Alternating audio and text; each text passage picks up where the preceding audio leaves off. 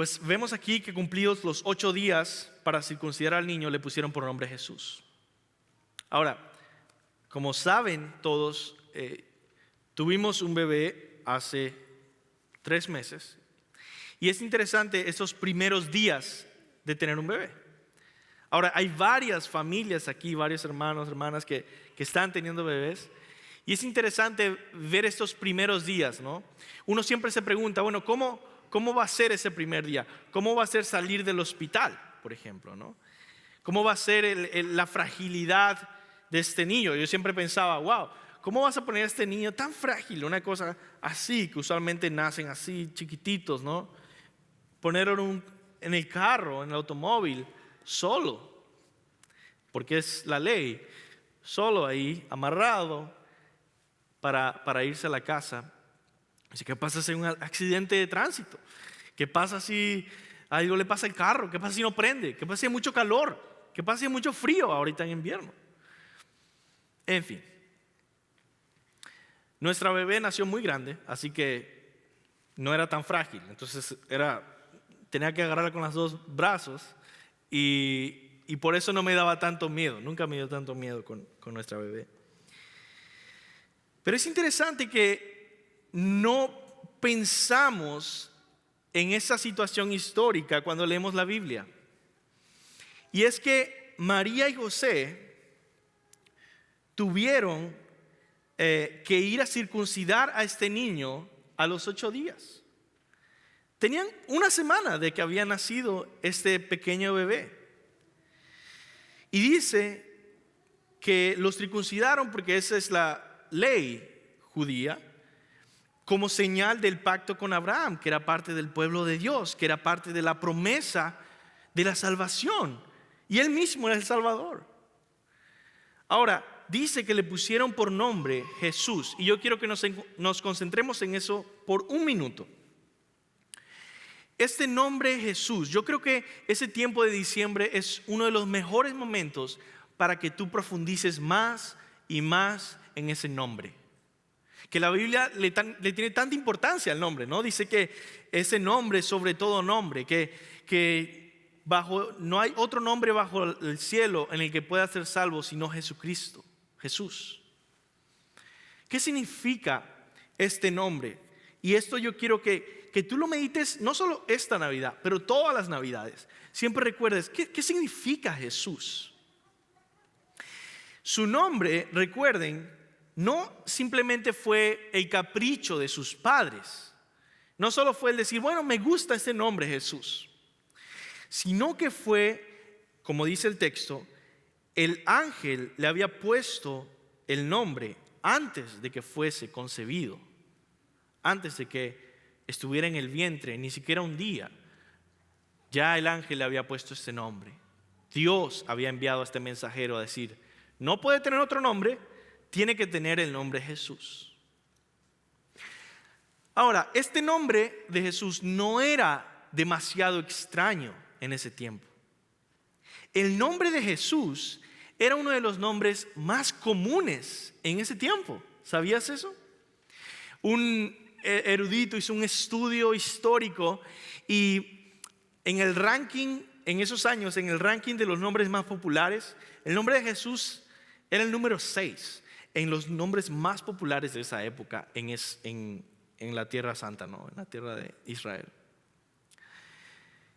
Josué se llamó de la misma manera que Jesús, es el mismo nombre, Josué del Antiguo Testamento que tomó el lugar de Moisés.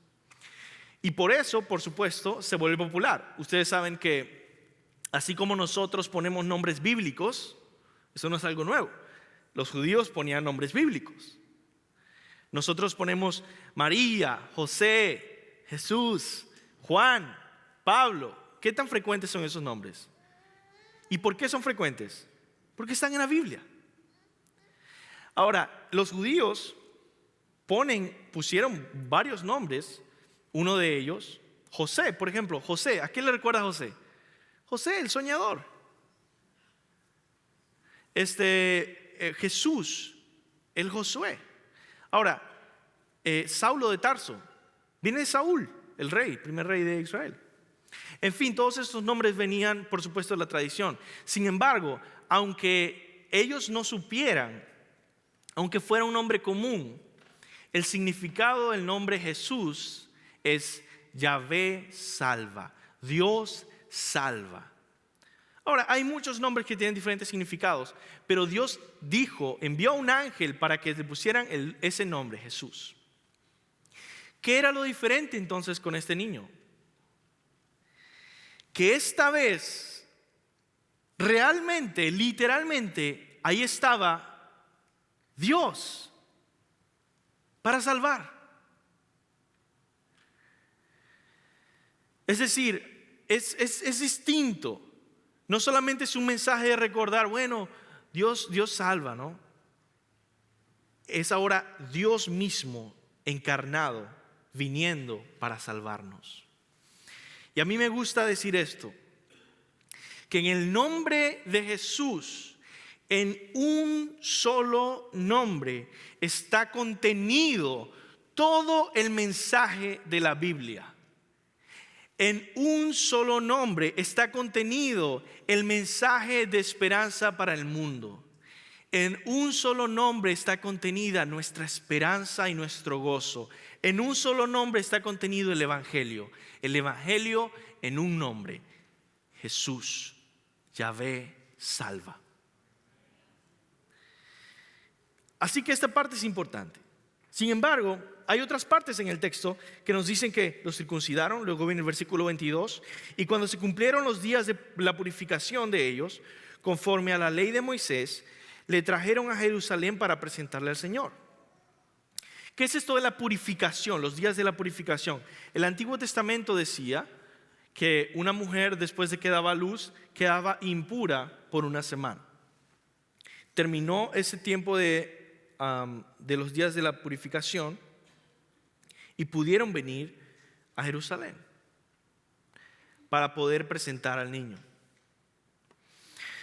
Ahora el versículo 23 dice: como está escrito en la ley del Señor, todo varón que abriere la matriz será llamado santo al Señor. Y para ofrecer conforme a lo que dice la ley del Señor, un par de tórtolas y 2 palominos. Primero quiero que meditemos en simplemente todos estos ritos o rituales. Esto es algo que la gente hacía constantemente, desde que nacieron hasta que murieron. Tenían estos rituales que ellos hacían. Ellos presentaban al niño en el templo, ellos circuncidaban al niño, ellos cumplían sus días de purificación, ellos sabían lo que tenían que hacer. Sin embargo, es muy fácil para nosotros, hermanos, perder el significado de los rituales, porque Dios había puesto esos rituales y el quebrantar esos rituales era pecado. Entonces la pregunta que nosotros tenemos que hacernos es: ¿por qué razón Dios puso todos estos rituales? ¿Por qué razón tenían que pasar por todos estos diferentes ritos?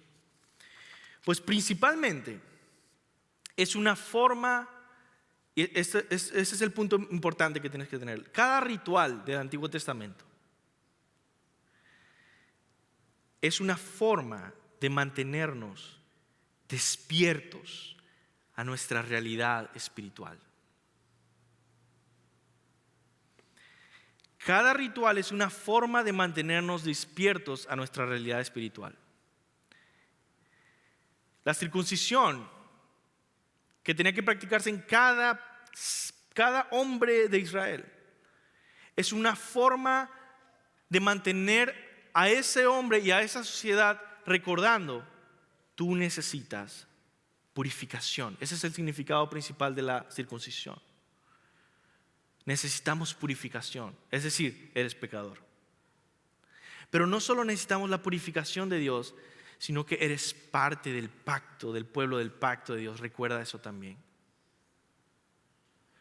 Cada vez que tenían que haber ritos de purificación porque uno había quedado impuro, eso recordaba: estamos separados de Dios.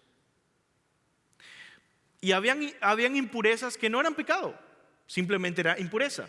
Por ejemplo, si por accidente tú tocaste un cadáver, eso no es pecado. No hiciste algo malo. Sin embargo, eras impuro por ciertos días hasta que hicieras ciertos rituales. ¿Cuál es el motivo por estos rituales que tú lees en Levíticos, en Números, en Deuteronomios? Es una forma que Dios tiene de mantener a su pueblo despierto a la realidad espiritual. Así que tiene propósito. Sin embargo, también Jesús vino a cumplir toda la ley. Él explicó que Él no vino a abrogar la ley, Él vino a cumplirla. Mateo 5:17. Y cuando Juan el Bautista viene y quiere bautizarle, tiene miedo de bautizarle, dice, no, yo no soy digno de bautizarte, yo no soy digno de quitarte las sandalias. Jesús, ¿qué le dice? Dice lo siguiente: deja ahora, porque así conviene que cumplamos toda justicia. Entonces le dejó. Mateo 3:15. Es decir, Jesús también vino a cumplir toda la ley, toda justicia, de tal forma que Él pudiera ser, ¿quién? El perfecto Cordero de Dios que quita el pecado del mundo. Pero no solamente cumplir este requisito de ser puro, que cumplió toda la ley, sino que toda esa obediencia, y escúchame en esto porque es buenas noticias para ti si eres un cristiano. Toda esa obediencia que Jesús estaba acumulando,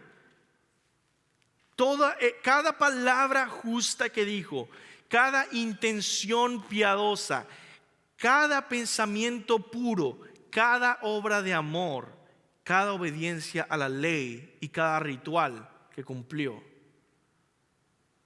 Todo eso, toda esa justicia es para dártela como un regalo a ti. Y eso es lo que los teólogos llaman la justicia, a la obediencia activa de Cristo, o la santidad activa de Cristo. Es decir, no solamente fue santo al no pecar, sino que fue santo a hacer justicia. Y esa justicia, mis hermanos, es atribuida a tu cuenta. Me encanta cómo muchos pensadores cristianos que profundizan en el Evangelio y han profundizado por siglos en el Evangelio, encuentran esta verdad de que la obediencia de Jesús es atribuida a nuestra cuenta y comienzan a adorar al Señor. ¿Y con qué adoración? Dicen cosas como como si el mismo pensamiento puro de Jesús hubiera sido tu pensamiento, como si las palabras que salieron de sus labios hubieran sido tus palabras, como si las acciones que Él hizo hubieran sido tus acciones. Así hemos sido unidos a su justicia, de tal forma que nuestros pecados se hunden en un mar de santidad. Y con esa confianza, cuando nos vemos al espejo y decimos, yo no merezco estar ante el Señor, podemos recordar, el Señor obedeció de tal forma que Él me dio su justicia. También hay este pasaje que sigue, no solo que obedeció estos rituales, le pusieron por nombre Jesús, obedeció estos rituales, y tercero, ofrecieron tórtolas y palominos. Ahora, es importante, mis hermanos, entender el Antiguo Testamento para poder leer con entendimiento el Nuevo Testamento. ¿Qué está pasando aquí? Bueno, en el Antiguo Testamento dice claramente que si tú eres pobre y no tienes dinero para dar un cordero, tienes que dar una tórtola o palomino. Dice Levíticos 12:8. Y si no tiene lo suficiente para un cordero, tomará entonces 2 tórtolas o 2 palominos, uno para holocausto y otro para expiación. Y el sacerdote hará expiación por ella y será limpia. Un comentarista resume la situación de la siguiente forma. Ahora, estos sacrificios, ¿por qué se tenía que hacer? Porque había dado a luz y estaba impura y tenía que dar esos sacrificios. Dice un comentarista, estos versículos se refieren a Éxodo 13:2, Levíticos 12:8, Los padres de Jesús cumplen la ley de Moisés de manera adecuada y piadosa. El sacrificio particular que ofrecen indican que son pobres.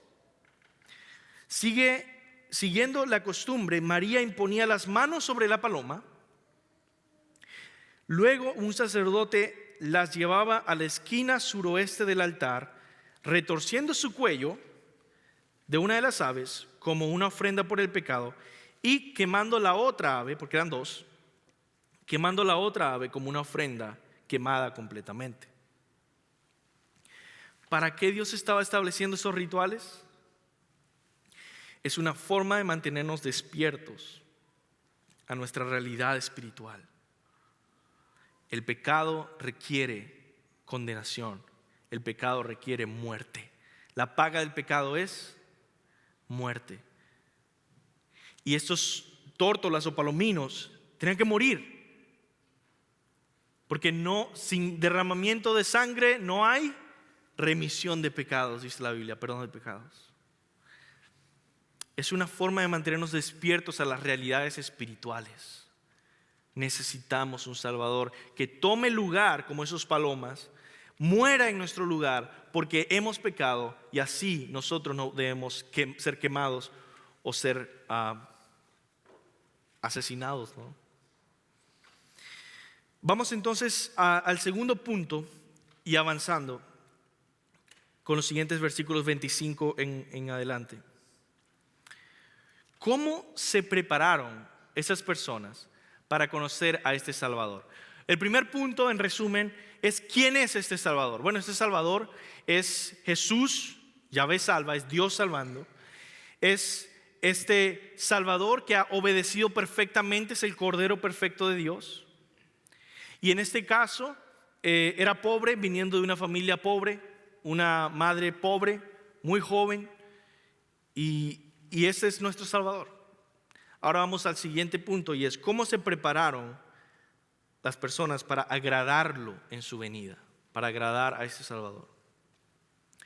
Y yo quiero compartir contigo rápidamente 4 formas en las que Simeón, ese ancianito, se preparó simplemente con la intención de animarte a ti a preparar tu propio corazón para agradar al Señor cuando Él venga.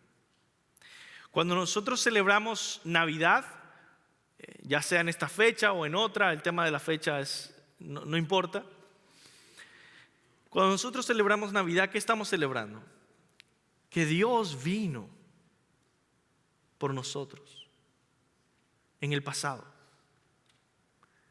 Sin embargo, cada vez que celebramos su venida, su primera venida, nos hace recordar, todavía estamos esperando su venida, su segunda venida. Y no solamente personas se encontraron con Él en su primera venida, pero todos nos encontraremos con Él en su segunda venida.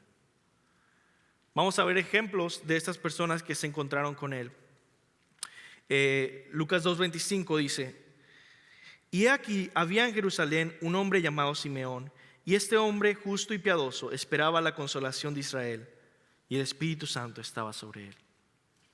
Este era un hombre anciano, este era un hombre piadoso, dice, que se mantenía en oración. Era un ejemplo, es como ver entre nosotros a alguien tan ejemplar, alguien con tanta paciencia, con tanta oración, con tanta humildad.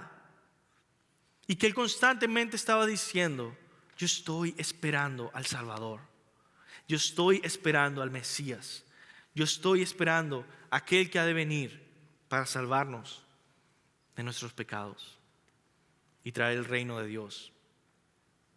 Entonces, la primera forma en la que él se preparó para agradar a Dios en su venida es esperándole con deseo. Y ese es el punto. A Dios le agrada que le esperemos con deseo. Con deseo. Y esa es mi pregunta para ti. ¿Le esperas con deseo? He contado esta historia algunas veces, que tuve esta experiencia de ir a un campamento cristiano que me encanta, me fascina, en Venezuela. Y entre mis amigos conversando, los organizadores ya habían terminado 2 días completos de arduo trabajo desde la mañana hasta la noche, decorando, preparando, organizando para que cuando comenzara el campamento, cuando comenzara el evento ahí en Venezuela. Y me acuerdo la noche final, antes de que llegaran las personas y entraran al campamento, tuvimos esta reunión de líderes y estábamos adorando al Señor, cantando, orando, y alguien comentó: oye, ¿qué tal si el Señor viene hoy?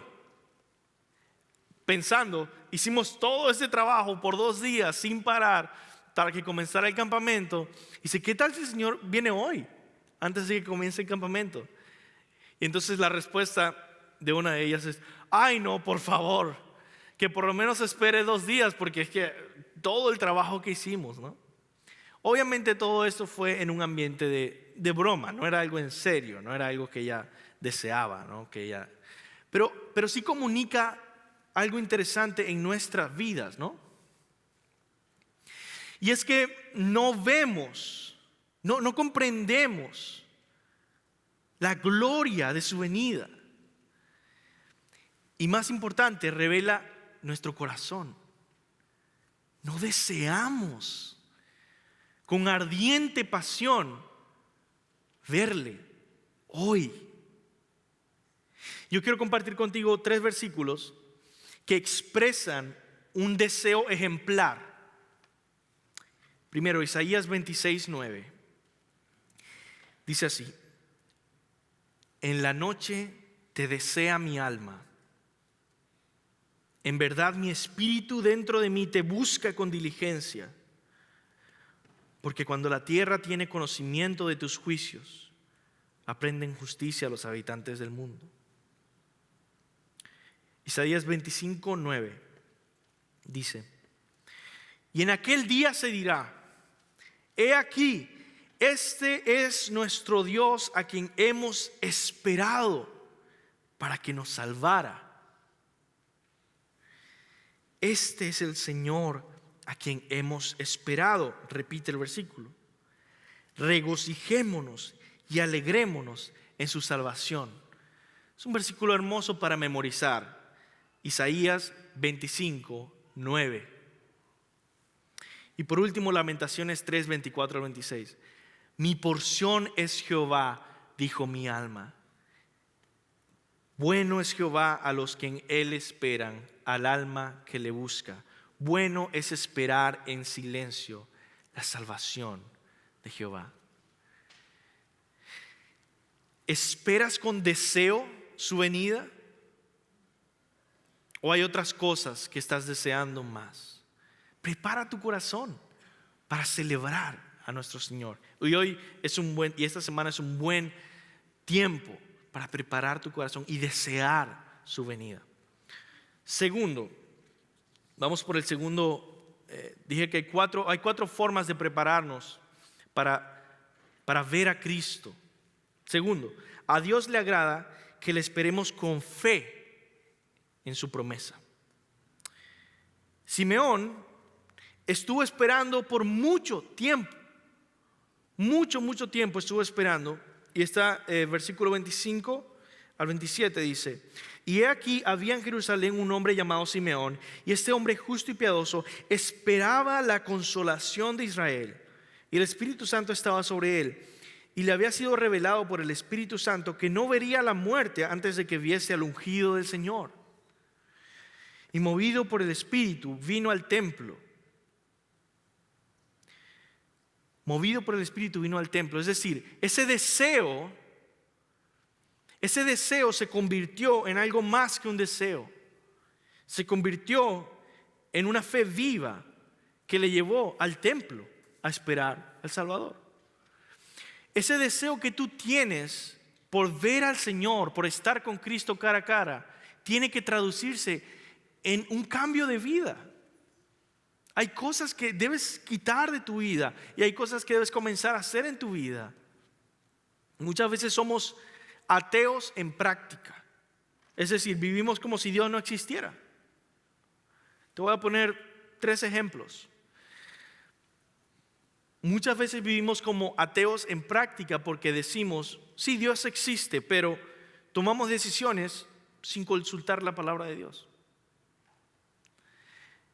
En la práctica realmente vivimos como, bueno, Dios no está aquí realmente. Quizá otro ejemplo es que muchas veces decimos, sí, yo creo en Dios, yo creo que Él me escucha, pero en la práctica creemos que la oración es meramente un pensamiento positivo. Pensar positivamente, desear cosas buenas, pero no es pedirle a nuestro Señor que escucha y actúa realmente en las circunstancias. Otro ejemplo puede ser que decimos que creemos en Dios, pero no vivimos como si esas verdades fueran la cosa más importante de nuestra vida. Por ejemplo, no vivimos como si el Evangelio de Jesucristo fuera lo más importante de nuestras vidas. Entonces, no creemos lo que decimos. Y claro, todos tenemos imperfecciones, pero mi punto es, prepara tu corazón al desear con fe, con una fe viva, como Simeón. Tercero, a Dios le agrada que le esperemos libres de amor por este mundo, es decir, sin amor por este mundo, despegados de este mundo. Fíjate lo que dice Simeón en el versículo 29. Cuando ve por fin a Jesús, lo toma en sus brazos, versículo 28. Él le tomó en sus brazos y bendijo a Dios diciendo: ahora, Señor, despides a tu siervo en paz, conforme a tu palabra. Es decir, se cumplió ya el deseo más importante de mi vida. A mí no me importa si puedo seguir viviendo más años o no. Lo que más deseaba era ver a mi Salvador y ya está aquí. He cumplido los deseos de mi corazón. Este hombre está libre de amor por este mundo. Ahora, no quiere decir que los cristianos queremos ser suicidas o que queremos morir todo el tiempo. Sin embargo, no es morir por morir, es querer ver a Cristo, sea como sea, poder esperar su venida o estar gozosos cuando nos vayamos de este mundo a ver a Cristo. Pablo estaba gozosamente listo, y eso es lo que tú y yo debemos estar. Dice Filipenses 1, 21 al 24: porque para mí el vivir es Cristo y el morir es ganancia. Mas si el vivir en la carne resulta para mí en beneficio de la obra, no sé qué escoger, porque ambas cosas estoy puesto en estrecho. Dos cosas: morir o quedarme, dice, teniendo deseo de partir y estar con Cristo, lo cual es muchísimo mejor, dice Pablo. Pero quedar en la carne es más necesario por causa de vosotros. ¿Qué está pasando aquí con Pablo? Igual que con Simeón, ellos están gozosamente listos, libres de este mundo y del amor a las vanidades de este mundo, y diciendo: yo amo al Señor y yo quiero estar con Él. Y por último, a Dios le agrada encontrarse con aquellos que le esperan. Fíjate la misericordia de nuestro Señor, que envió su Espíritu Santo a hablar con este ancianito, a decirle: ¿sabes qué? Tú has estado esperando verme. Tú has estado esperando verme cara a cara. Has estado esperando encontrarte conmigo. Yo voy a tener una cita contigo. Ven al templo. Hermanos, miles y decenas de miles de personas iban a ese templo. Es decir, no era fácil que se encontraran dos personas. Pero Dios, en su soberanía, en su amor, envió su Espíritu Santo y le dice a este viejito solo que está ahí, y le dice: yo me voy a encontrar contigo porque tú me has estado esperando. Y genera esta cita y estas circunstancias en el que se topan estas dos personas: Jesús, recién nacido, y Simeón. Y de inmediato, por medio del poder del Espíritu Santo, le reconoce. Y dice que le toma en sus brazos y bendice a Dios, diciendo: ahora, Señor, despides a tu siervo en paz, conforme a tu palabra, porque han visto mis ojos tu salvación, la cual has preparado en presencia de todos los pueblos, luz para revelación a los gentiles y gloria de tu pueblo Israel. Hermanos, estamos esperándole, porque Dios está pendiente de lo que tú estás pensando, de lo que tú estás sintiendo, de lo que tú estás deseando. Y quizá Dios te conceda los deseos de tu corazón, lo cual puede ser algo muy malo para ti o algo muy bueno. Si en tu corazón, los deseos de tu corazón son riquezas de este mundo, éxito temporal, quizá en su soberanía Dios pueda condenarte dándote lo que tu corazón desea. Y terminar viviendo una vida con mucho éxito,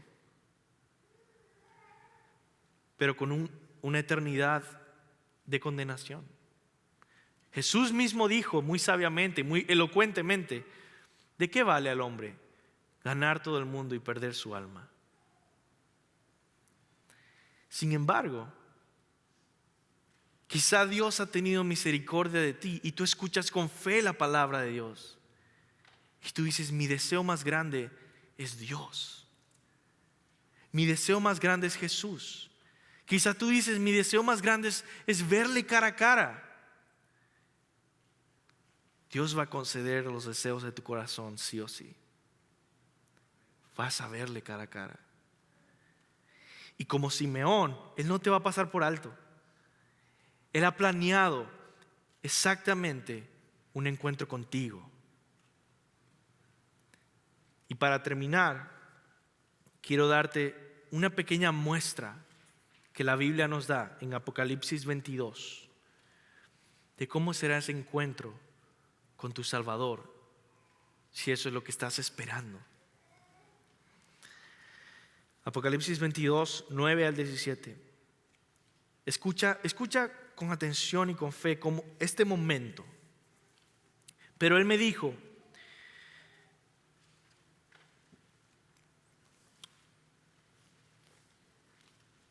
versículo 10, me dijo: no selles las palabras de la profecía de este libro, porque el tiempo está cerca.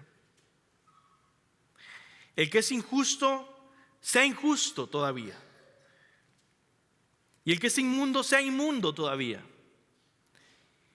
Y el que es justo, practique la justicia todavía. Y el que es santo, santifíquese todavía. He aquí, yo vengo pronto, y mi galardón conmigo, para recompensar a cada uno según sea su obra. Yo soy el alfa y la omega, el principio y el fin, el primero y el último. Bienaventurados los que lavan sus ropas para tener derecho al árbol de la vida y para entrar por la puerta en la ciudad. Mas los perros estarán afuera, los hechiceros, los fornicarios, los homicidas, los idólatras y todo aquel que ama y hace mentira. Yo, Jesús, he enviado mi ángel para daros testimonio de estas cosas en las iglesias, como esta. Yo soy la raíz y el linaje de David, la estrella resplandeciente de la mañana. Y el Espíritu y la esposa, su iglesia, dice: ven. Y el que oye diga: ven. Y el que tiene sed, venga. Y el que quiera, tome el agua de la vida gratuitamente.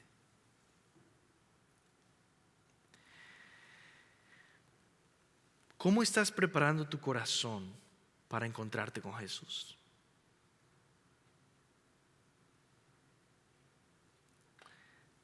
¿Estás esperando su venida? ¿Estás esperándole? Y si es así, yo quiero que tú celebres gozosamente, con adoración y alabanza, el hecho de que tu esperanza, tu anhelo será realidad. Un día le verás cara a cara y Él te dirá del amor tan grande que tiene por ti y de lo que ha hecho por ti y de cuánto sufrió, y te mostrará sus agujeros en sus manos y dirá: esto hice para estar contigo cara a cara, para comprarte para mí para siempre, para mostrarte mi gracia y mi bendición abundante. Y si tú estás lejos de Él, acércate y pon tu fe en Él.